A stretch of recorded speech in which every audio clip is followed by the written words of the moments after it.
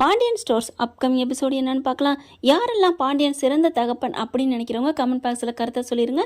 இல்லை தப்பான ஒரு வழி நடத்தி செல்றாரு அப்படின்னு நினைக்கிறவங்களும் கமெண்ட் பாக்ஸில் கருத்தை தெரிவிச்சிருங்க. ஃப்ரெண்ட்ஸ் வாங்க இப்போ நம்ம வீடியோக்குள்ளே போகலாம். இங்கே பார்த்தீங்கன்னா செம்மையாக டோஸ் விடுறாரு. சரவணை பொசுக்குன்னு உள்ளுக்குள்ள பூந்துட்டு எல்லாத்தையும் எடுத்து கொடுக்குறாங்க. கடைக்கு வந்துடுறாரு. எங்கடா போனீங்க அப்படின்னு காய்ச்சி மூச்சுன்னு கத்திக்கிட்டு இருக்காங்க. பழனி பார்த்தா ஆஹா முன்னாடியே வந்துட்டானே நம்மளை கோர்த்து விடுறதுக்குனே அப்படின்ட்டு உள்ளார போய் நின்றுட்டு வேலையை பார்க்குறாங்க. காய்ச்சி மூச்சுன்னு கத்துறாருங்க. இந்த பாண்டியன் உள்ளுக்குள்ள என்னத்தை முழுங்குன தெரியலங்க. வெடி எதுவும் முழுங்கிருப்பாருனதுல வெடிச்சுக்கிட்டே இருக்காரு. சரவணன் பார்த்தா பேந்த முழிக்கிறாரு. என்ன இது அப்பா இப்பெல்லாம் திட்டுறாரே அப்படிங்கிற மாதிரி. அதுக்கப்புறம் பார்த்தீங்கன்னா சரிடா நீயாவது அவங்க மாதிரி இல்லாமல் பொறுப்பு வந்து கடையை பார்த்துக்கோ அப்படிங்கிறாங்களா. அப்பா நான் பார்த்துப்பேப்பா நீங்கள் கவலைப்படாதீங்கப்பா அப்படின்னு சொல்கிறாங்க. கிளம்புறாரு. மச்சான் நாங்கள் மட்டும் லேட்டாக வந்தால் எங்கேயாவது போனால் திட்டுறீங்க, இப்போ நீங்கள் மட்டும் போகிறீங்க. சரியான ஆளுங்க பழனி. அப்படி பயப்படுற மாதிரி பம்முவார். அப்போ பாயிண்ட் அப்புறமா பிடிச்சி பேசுவார் பார்த்துக்கோங்க. அப்போதைக்கு பாண்டியன் டே உங்களை மாதிரி நான் ஒன்றும் பால்வாடிக்கு ஸ்கூலுக்கு பிள்ளைய அனுப்ப போகலடா, நான் வேலையாக போகிறேன் அப்படின்னு போகிறாங்க. இந்த பக்கம் பார்த்தீங்கன்னா போகிற மனுஷன் போக வேண்டியதானே. கலண்டு டயர் மாதிரி கலண்டாச்சே. மறுபடியும் வந்து உள்ளுக்கு ஒட்டுறாரு. கதிரு நீ அப்பா கடைக்கு வண்டியை விடு. ஏன்னே விடு அதெல்லாம் வேணாம். இல்லைடா அப்பாட்ட சொல்லிட்டு போகணுண்டா அப்படிங்கிறாங்க. உண்மையில வேறு லெவலுங்கனுங்க. செந்தில் பார்த்தா செந்தில் வராங்க. கரெக்டாக பார்த்தீங்கன்னா வெளியில் அப்படி இறங்குறாரு. செந்தில் வராரு. என்னடா இங்கே வந்துட்டு அப்படின்னு பார்க்குறாங்க. ஏன்னா 2 பேரும் ஊர் சுற்ற ஆரம்பிச்சிட்டிங்க, இது வேற ஆரம்பிச்சிட்டிங்களா அப்படிங்கிறாரு. என்ன விஷயம்னு கேட்குறதே இல்லை. எப்பா அந்த பாண்டியன் ஒரு சில நேரங்களில் ஏன் இப்படி படுத்துறாருன்னு தெரியலங்க. வடிவேல் சொன்ன மாதிரி கடுப்பேத்துறார் மயிலாட் அப்படின்னு தாங்க சொல்லணும். பார்த்தா இல்லைப்பா அது வந்து நான் நாள் ஸ்கூலுக்கு நாள் எனக்கு ஸ்கூல்னு வருதுங்க. நாள் நான் வேலைக்கு போகிறேன், அதனால் என்ன டாட்டா பாய் பாய் சொல்லிட்டு போக வந்தியா அப்படிங்கிறாங்க. இல்லைப்பா எனக்கு உங்கள் ஆசீர்வாதம். டே என்னடா ஆசீர்வாதன்ட்டு. சரி கிளம்பு போய் அங்கேயாவது உருப்படியாக நல்லபடியாக வேலையை பாரு. அங்கேன்னு சுற்றிக்கிட்டு இருக்காம நாள் போகிற ஏன்டா இவ்வளோ லேட்டாக போவேன். இல்லைப்பா இன்னும் கொஞ்சம் டைம் இருக்குப்பா. ஆமாம் இங்கேயே டயத்தை முடிச்சுட்டு போ, அப்புறம் அங்கே போயிட்டு என்னத்தை சொல்கிறது போங்கப்பா அப்படின்னு சொல்லிட்டு அங்கேருந்து அப்படி கிளம்ப போகிறாரு. இவர் பார்த்தீங்கன்னா அவங்க 2 பேரையும் பார்க்குறாங்க. மாமாவையும் அண்ணனையும். அண்ணே அப்படின்னு சொல்லிட்டு ஒரு ஸ்டெப்பு உள்ளுக்க கடைக்கு உள்ளார போகிறாங்களா. என்னடா இங்கிட்டு போகிற உள்ளுக்குள்ள இங்கே அவன் ஆஃபீஸ் இருக்குது. இல்லை மாமாவிட்டையும் அண்ணன்ட்டையும். இது வேறையா.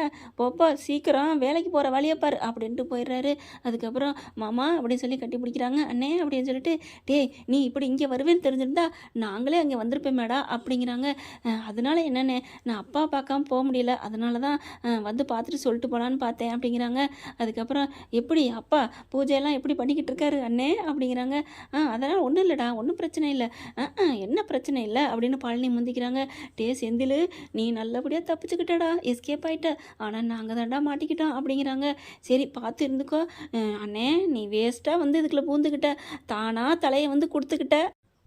நீ பாட்டுக்கு அங்கே பழைய வேலையை பார்த்துட்டு இருந்திருக்கலாம். இங்கே வந்து தேவையில்லாமல் ஏன்னு அப்பா கரிச்சு கொட்டிக்கிட்டே இருக்க போகிறாரு.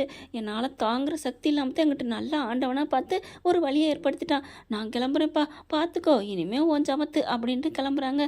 கதிர் பாய்ண்ணே பாய் மாமா அப்படின்ட்டு கிளம்பி போயிடுறாங்களா. இங்கே அப்படி இங்கிட்டு போன கையோட பார்க்குறாரு சரவணே.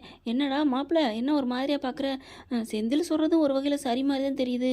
என்னடா மாப்பிள்ளை சொல்கிற. அப்பான்னா சரி, அப்பா தான் சரி அப்படிம்ப. இல்லை மாமா அப்பா ஏன் தான் இப்படி இன்னும் கடுக்கடுன்னே விழுகிறாரு. நம்ம என்ன பண்ணோம், அவருக்கு ஏற்ற மாதிரி தான் சரிப்பா பார்க்குறேன், சரிப்பா பண்ணுறேன்னு எடுத்து தான் கொடுக்குறேன். நான் வேலையே பார்க்காம அப்படி என்னத்தையாவது விட்டதை பார்த்துக்கிட்டு இருந்தா சரின்னு சொல்லலாம். இப்படி பேசுகிறாரு. அடே மாப்பிள்ள இது கொஞ்சோன்னு, இது சாம்பிள். இன்னும் முழுசாக தெரிஞ்சால் நீ என்ன ஆக போகிற. என்னம்மாம்மா சொல்கிற. ஆமாடா ஐயோ நாங்களாம் தாங்க முடியாமல் தவச்சிக்கிட்டு தலையால் தண்ணி குடிச்சிக்கிட்டு இருந்தோம்டா. குளிரில் வாடுற மாதிரி வாடிக்கிட்டு கிடந்தோம். நீ வந்து வலியக்க வந்து மாட்டிக்கிட்டியாடா மாப்பிள்ள அப்படிங்கிறாரு. ஐயோ என்ன இவங்களாம் சொல்கிற பார்க்க பயமாக இருக்கே. இல்லை பரவாயில்ல அப்பா பாவம், நான் வந்து அட்ஜஸ்ட் பண்ணிக்குவேன் அப்படிங்கிறாங்க. சரிடி மாப்பிள்ள இன்றைக்கி தானே முதல் நாளே உனக்கு சில்லு தெரிச்சிருச்சு. ஆமாம்மாம்மா அப்படிங்கிறாங்க. அடுத்து போ இருக்குடி அப்படிங்கிறாங்க.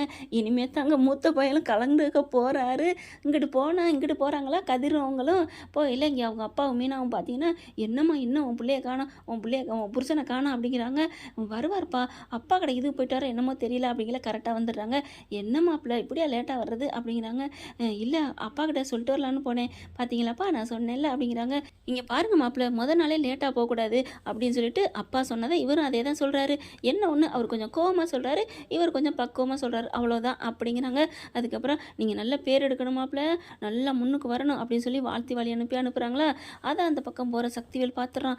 இவனுக்கெல்லாம் கவர்மெண்ட் வேலையா எப்படிடா கிடைச்சது, இதை எப்படியாவது கண்டுபிடிக்கணுமே, கண்டுபிடிக்கிறேன் அப்படின்னு சக்திவேல் அங்கிட்டு சவால் விட்டுட்டு போகிறான். ஓகே ஃப்ரெண்ட்ஸ், பார்க்கலாம் என்ன நடக்க போகுதுன்னு. இந்த பதிவு உங்களுக்கு பிடிச்சிருந்துச்சுன்னா உங்கள் பொண்ணான கையில் ஒரு லைக்கை போட்டு சப்ஸ்கிரைப் பண்ணிடுங்க. Thank you friends.